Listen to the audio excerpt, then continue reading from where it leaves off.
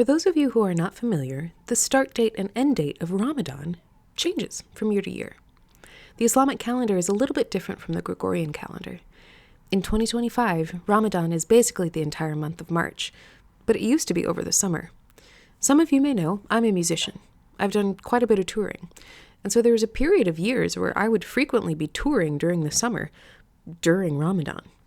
And I've toured quite a number of rural areas, so I have found myself in situations where it's time to break my fast and I'm in the middle of rural North Dakota.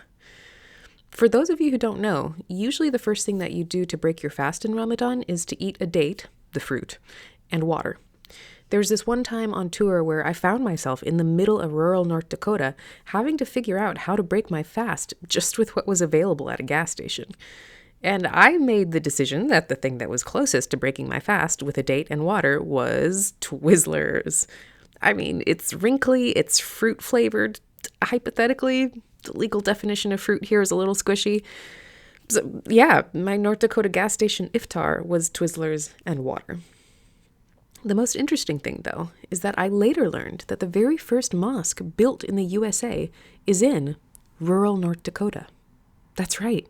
Ross, North Dakota, population 89, is home to the very first mosque in America, built in 1929. This claim comes with a little bit of an asterisk.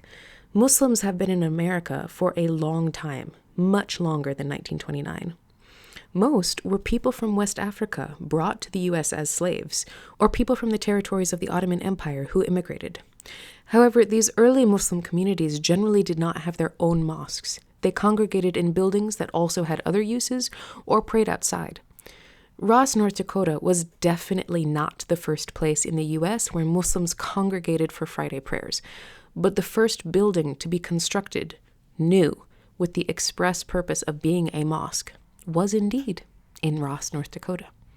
How did this come about? The answer is Syrian homesteaders. That's right. At the turn of the 20th century, a community of Syrian immigrants began to settle in North Dakota, and they built a little mosque on the prairie. This community of people from Syria filed claims under the Homestead Act to receive farmland in North Dakota. Many people from Norway, Germany, Ukraine, and other parts of Europe had been doing the same thing since the end of the Civil War. However, due to the U.S. government's institutional racism, Syrians only became eligible for U.S. citizenship in 1909, so Syrian homesteaders arrived to North Dakota later than their European counterparts. The land made available to any settlers through the Homestead Act was the result of the mass displacement and death inflicted upon indigenous peoples. Many people forget that as the U.S. was fighting the Civil War, it was simultaneously fighting multiple other wars against indigenous nations.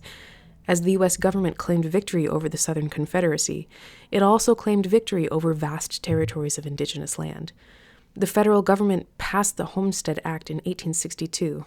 The railroad companies moved in, and westward expansion accelerated.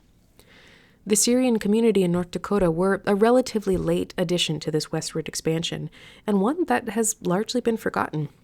Very few descendants of the original homesteaders are left in the area.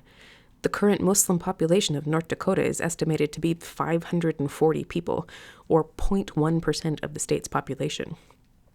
However, enough descendants retained a connection to Ross that when the original building of the mosque was torn down in 1979, they raised funds to build a small memorial building in its place. This new building is rarely used for congregational prayer, but serves as a museum and visitor center for the cemetery that is still maintained on the mosque grounds. Prayer rugs are still available for any visitors who choose to pray. In 2016, a journalist who was covering the fracking boom in North Dakota stumbled upon this mosque and its history and wrote a feature about it in the New Republic. The journalist, Carrie Beckwith, remarked at how striking it was to find a forgotten piece of North Dakota's history while writing about a new chapter in the state's life, one that was bringing more immigrants than the state had seen in a long time. Beckwith noted that while covering the fracking boom, they had heard Spanish, Amharic, Bulgarian, and French Creole, but no Arabic. North Dakota, at the time, was one of the states who voiced support for Donald Trump's proposed Muslim ban, and the governor of North Dakota had sworn to refuse Syrian refugees in the state. Beckwith documented that some of the workers on the oil fields were unimpressed with the historic mosque nearby, with one worker saying, somebody should blow that fucker up. As of 2025, the mosque is still standing.